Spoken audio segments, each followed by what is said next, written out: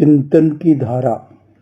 पाँव में चोट है अथवा खाज का रोग है, उस व्यक्ति को खुजलाना अच्छा लगता है, परंतु जिसके पाँव में रोग नहीं है उसे वह अच्छा नहीं लगता है। जिस व्यक्ति में भोगों के प्रति मोह है, मूर्छा का भाव है, उसे विषय भोग प्रिय लगता है। जो मोह के जाल से दूर है, जिसने मूर्छा का विलय किया है, जिसके भीतर आत्म जागृति है, वह विषय भोगों के प्रति राग द्वेष नहीं करता है। वह समझता है कि यह मोह, यह राग द्वेष मोक्ष की बाधा है। जैसा व्यक्ति का जैसा चिंतन होता है, दृष्टिकोण होता है, भाव होता है, वह ऐसी ही अनुभूति करता है।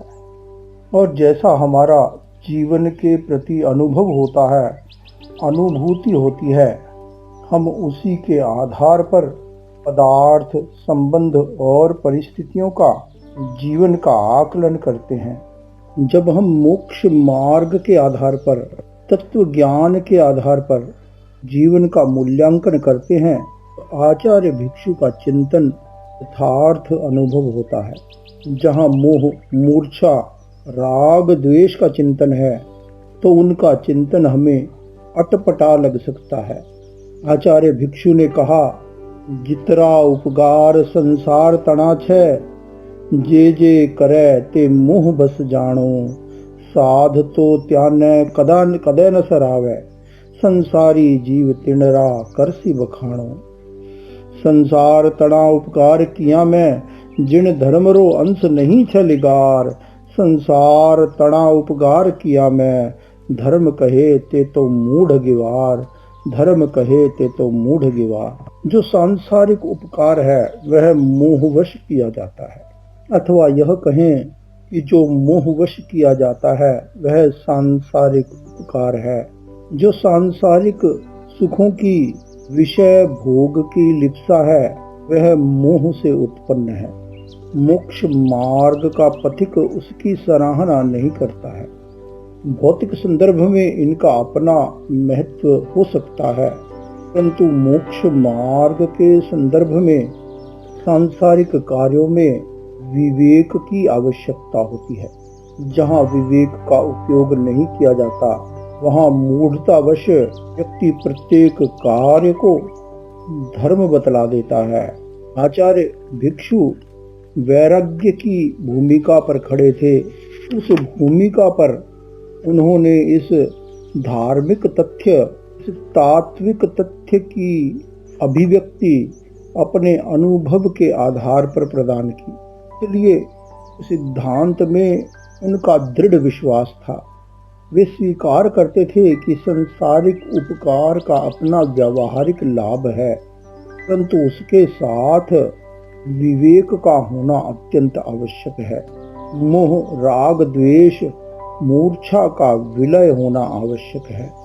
उन्होंने कहा, जीवने जीवा बचावे तिणस्यूं, बंध जावे तिणरो राग स्नेह, जो परभव में ऊ आय मिले तो देखत पाण जागे तिणस्यूं नेह। जीव ने जीव मारे छे तिणस्यूं, बंध जाए तिणस्यूं देश बसेक, ते पर में ऊ आय मिले तो देखत पाण जागे तिणस्यूं देश। मित्री स्यूं मित्री पणो चलियो जावे, बैरी स्यूं बैरी पणो चलियो जावे, ए तो राग देश कर मारा चाला, ते श्री जिन धर्म माहे नहीं आवे। मनुष्य परस्पर एक दूसरे का सहयोग करते हैं, अथवा मनुष्य अन्य प्राणियों का भी सहयोग करता है, हित करता है। इससे परस्पर स्नेह का अनुबंध हो जाता है, परस्पर मैत्री भाव बढ़ता है। जीव परस्पर एक दूसरे को कष्ट देते हैं, दुख उत्पन्न करते हैं, विघ्न बाधा उत्पन्न करते हैं। उससे परस्पर वैर, शत्रुता, द्वेष का अनुबंध हो जाता है। इनका अपना सामाजिक महत्व है। कभी व्यक्ति मैत्री भाव में राग के वश पाप का सेवन भी कर लेता है, कभी द्वेषवश शत्रु भाव के साथ दूसरे के साथ अन्याय भी कर डालता है। अतः सांसारिक उपकार में विवेक का होना जरूरी है। धर्म अधर्म का विवेक, कर्तव्य अकर्तव्य का विवेक, हेय और उपादेय का विवेक। जहाँ मोक्ष मार्ग का संदर्भ है वहाँ कोई भी शत्रु नहीं है, सब मित्र हैं, सबके साथ मैत्री भाव होता है। वह मैत्री भाव समता से अनुप्राणित होता है। उसके साथ विवेक चेतना कार्य करती है। जहाँ मोह है वहाँ राग द्वेष के आधार पर व्यक्ति बहुत अनर्थ भी कर देता है। जहाँ व्यक्ति के भीतर सम्यक ज्ञान होता है, सम्यक दर्शन होता है, जहाँ व्यक्ति के भीतर संयम और तप की चेतना का जागरण होता है, वहाँ आत्म कल्याण की प्रमुखता होती है। आत्म कल्याण वहाँ प्राथमिक बन जाता है।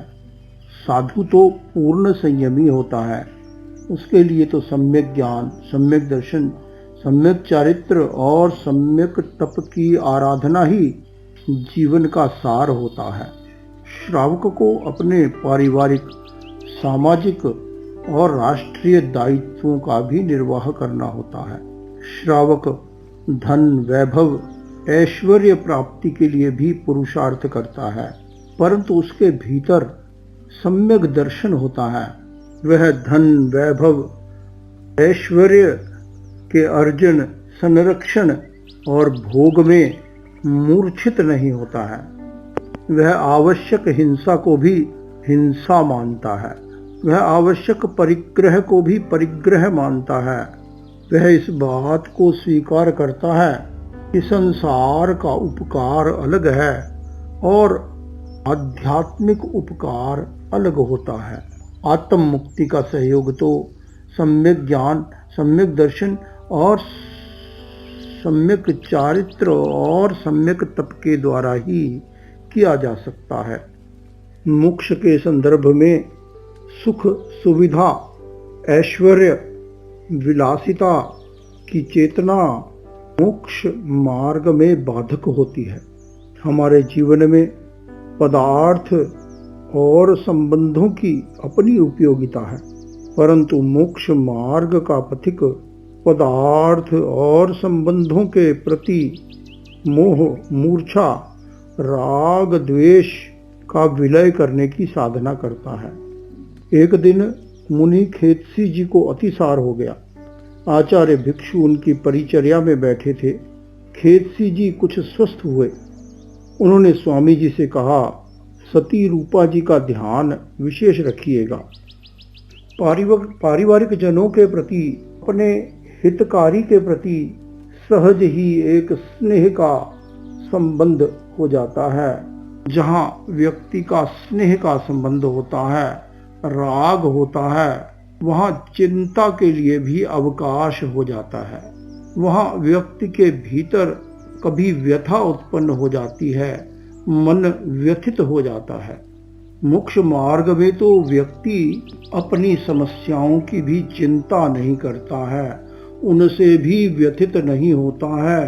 अतः स्नेही जनों के प्रति चिंता या व्यथा करना वहाँ समुचित नहीं होता है।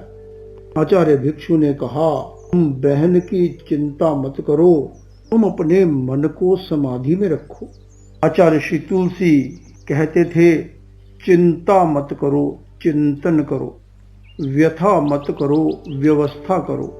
चिंतन करना, व्यवस्था करना भिन्न होता है, चिंता और व्यथा करना भिन्न होता है। आचार्य भिक्षु ने अपने अंतिम समय में मुनि रायचंद जी को भी यही शिक्षा दी, तुम बालक हो, मोह मत लाना।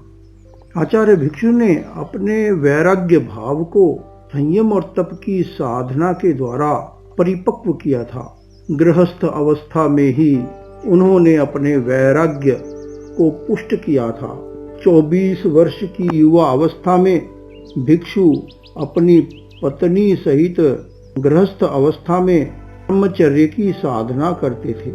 दोनों ने एकांतर तप, एक दिन उपवास और एक दिन आहार करने का संकल्प किया। इस दौरान पत्नी का देहांत हो गया। आचार्य भिक्षु अपने लक्ष्य की सिद्धि के लिए, अपनी साध्य की सिद्धि के लिए जागरूक थे। वे अकेले ही मुनि बन गए, श्रमण दीक्षा स्वीकार कर ली, श्रमण जीवन को स्वीकार कर लिया।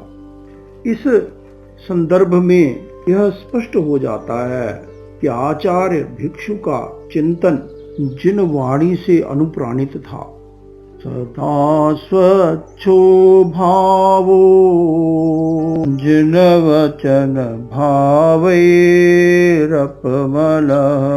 कृतादर्शा प्रज्ञा मति विभव माक्रम्य सुगता।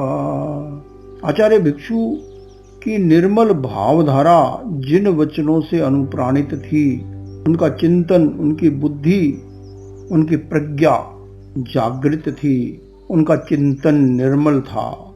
गृहस्थ जीवन में व्यक्ति पदार्थ और संबंधों का उपयोग करता है।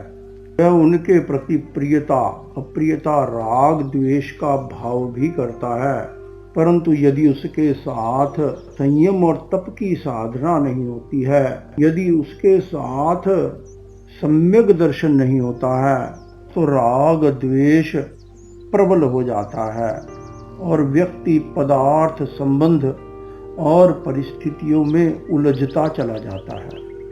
यह आवश्यक है कि प्रत्येक व्यक्ति अपने मोह पर अंकुश लगाए, अपने राग द्वेष पर अंकुश लगाए, तब यह पदार्थ, धन, वैभव, ये पारिवारिक संबंध, ये विषय भोग बंधन का हेतु नहीं बनते, अपितु ये मोक्ष का हेतु बन जाते हैं।